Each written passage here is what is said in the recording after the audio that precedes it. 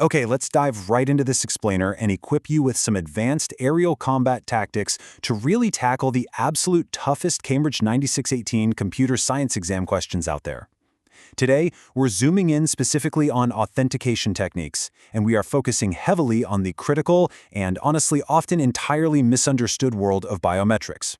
Now look, if you're sitting for your AS or A-level exams, you already know this topic is a heavy hitter. We are not just talking about the basics here, like what a fingerprint scanner physically is. No, we're talking about evaluating the precise algorithmic logic, the deep data structures, and the rigorous testing that goes into building these massive systems. So strap in, because we are going to fly at maximum altitude today to make absolutely sure you are totally prepped for exam day. So, you might be wondering what actually separates a B grade from an A star. Well, the difference isn't just about memorizing a textbook full of facts, it's entirely about strategy. And I'm going to show you exactly what those senior examiners are looking for when they mark your paper. Basically, anyone can tell me that an iris scanner uses a camera, right? That is runway-level thinking. A top-tier candidate, the true A-star student, understands that biometric authentication targets very distinct cognitive domains in the exam: knowledge, application, and critical analysis. They actually understand how a biometric template is stored, how the mathematical comparison algorithm processes that specific template, and what the massive time and space complexity implications are for the entire system as a whole. That is the exact altitude we are aiming for today. We're going to follow a really clear flight path for this explainer. First, the challenge, then the strategy reveal, followed by the transformation, an interactive workshop, and finally, we'll lock in the final system. Let's kick things off with Section 1, the challenge. Let's look at a real, highly typical past paper scenario dealing with interpreting complex biometric data. Now, this is usually where the tension builds. Imagine opening that exam paper, and instead of a simple definition question, you're hit with a super complex scenario that requires you to analyze raw binary strings representing fingerprint minutiae. Notice the stark contrast between our two sample students here, Alex and Sam. Both of them lose major marks, but for different reasons, mostly because they completely lack systematic analysis and evidence-based reasoning. Take Alex, for instance. Alex has memorized the entire syllabus word for word. He writes this massive, sprawling paragraph dumping raw computer science facts about biometric hardware, but there is zero actual analysis of the specific binary data provided in the question scenario. The examiner's red pen just strikes right through it. Then we have Sam. Sam actually understands the core concept, but he rushes. He completely misses the critical command words like evaluate or compare, providing a super basic description instead of drawing out evidence-based conclusions. Ultimately, both of these approaches end in a crash landing. Which brings us perfectly to Section 2, the strategy reveal. Before we continue, subscribe to our YouTube channel, Ace the Exams, at acetheexams_IGCSE to excel in your Cambridge examinations. Click that subscribe button and hit the bell icon right now. Okay, to fix those heavily flawed approaches we just saw, we really need to understand the theoretical architecture of the exam and completely shift our tactics. We need a framework that forces us to move from just basic knowledge retrieval up to high-level analysis.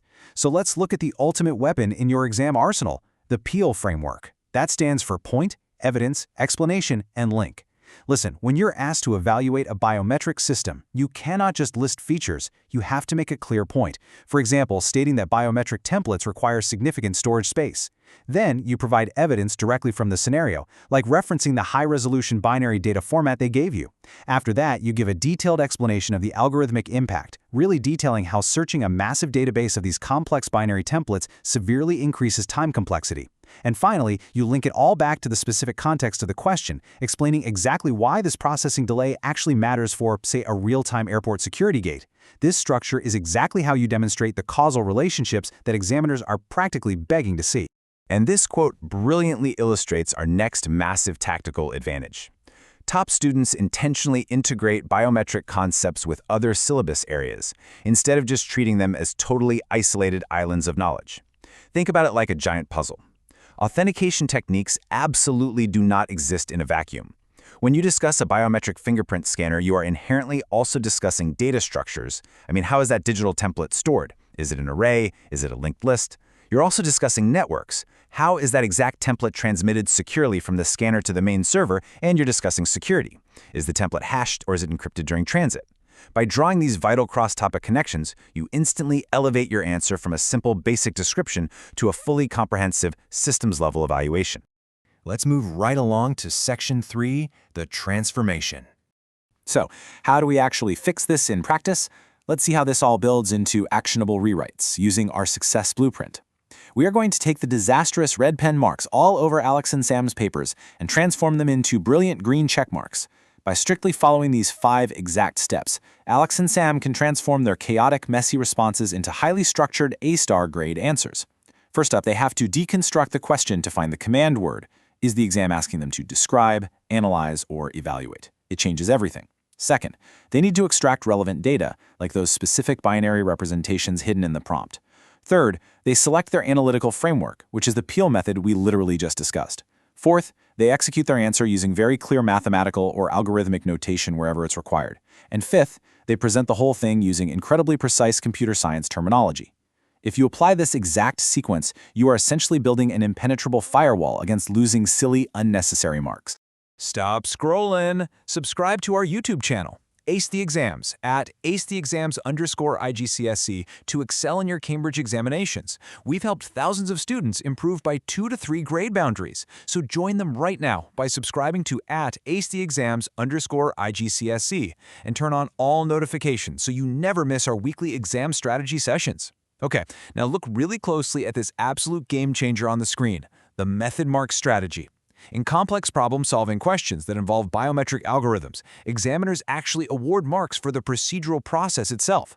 This means if you're asked to trace an algorithm that compares 2 different biometric templates and you accidentally make a minor arithmetic error at the very end, you can actually still get the vast majority of the marks, but only if you have systematically shown your logical steps, your decomposition of the problem, and your testing methods. You must document your algorithmic thinking step by step. Literally, show you're working. It is a massive safety net. Time to put all of this to the test in Section 4, the interactive workshop. It is officially time to put you in the pilot's seat to really test your data interpretation and algorithmic thinking skills. For Challenge 1, I want you to extract the core trend from these binary representations. Take a close look at the table. We have a fingerprint node, an iris scan point, and a voice print. Notice the binary strings for each. The fingerprint and voice print returned a clear match found, but the iris scan, with the binary sequences 011011101, resulted in a boundary error. In a high-pressure exam, you need to be able to interpret this almost instantly.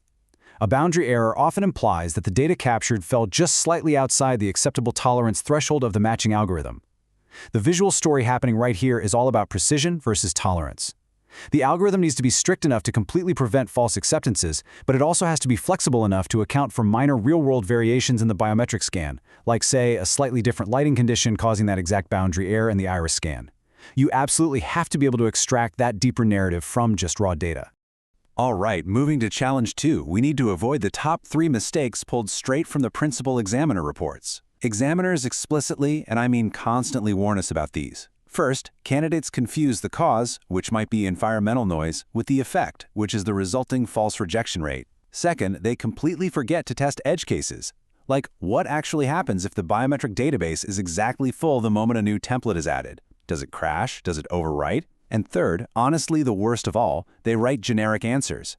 If the exam question asks about a biometric system for a muddy outdoor construction site and you blindly recommend fingerprint scanners without even acknowledging that dirty hands will completely ruin the read accuracy, you have entirely failed to provide a context-specific answer. Always, always tether your technical knowledge back to the exact scenario provided. So the underlying crucial point here is that precision matters immensely, which brings us to Challenge 3, speed writing a perfect Peel paragraph with clearly defined terms. You simply cannot just throw around complex terms like false acceptance rate or hashing without explicitly showing the examiner that you know exactly what they mean within the specific architecture of the system. You have to define the term clearly right in your opening sentence, and then apply it. If you are asked to compare 2 approaches, use strong comparative connectives. Explain not just that one specific algorithm is faster, but mathematically and structurally why it is faster, and then rigorously support that comparison with evidence from the text. Let's bring all of this together in Section 5, the final system.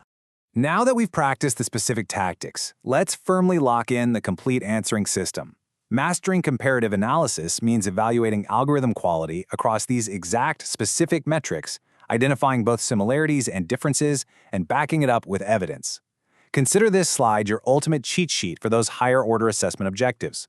If a question specifically asks you to evaluate a biometric system, you must discuss time complexity, meaning, Can this algorithm process the binary template fast enough for real-time authentication at, say, a busy border crossing?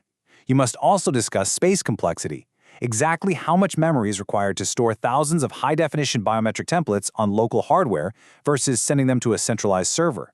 And you absolutely must discuss edge cases. What are the precise boundary conditions that will trigger a catastrophic system failure, a frustrating false rejection, or, dangerously, a false acceptance? This systematic breakdown is exactly how you demonstrate true analytical depth to an examiner. You know, students who actually implement these precise computer science strategies see an average improvement of 2 full grade boundaries. Let that sink in. But that is only true if they practice consistently with our weekly explainers. Moving from a C to an A, or jumping from a B to an A star is entirely possible when you finally stop trying to just aggressively memorize the textbook and start actually thinking like the examiner who wrote the test. It is all about the methodology and deeply understanding the structural demands of the Cambridge 9618 syllabus. Here's your final reminder. Subscribe to our YouTube channel, Ace the Exams, at acetheexams_IGCSE to excel in your Cambridge examinations. Subscribe right now to at acetheexams_IGCSE and click that bell so you don't let another exam pass you by. So this right here is your final deconstruct, solve, evaluate loop. First, identify the exact constraints hidden in the scenario.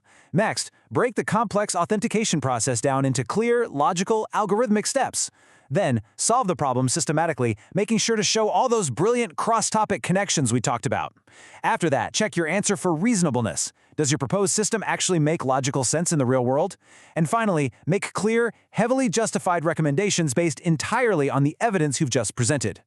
We genuinely want to build a whole community of high flyers here. So whether you are personally struggling with the theoretical architecture, the intricate data structures, or just managing your time under the pressure of the exam, drop a comment below and let us know what challenges you are facing. Our team responds to every comment, and we actually tailor our future masterclasses to exactly what you need to conquer the syllabus. So be sure to like and share this explainer with a study partner, because Ace the Exams is where your Cambridge success starts.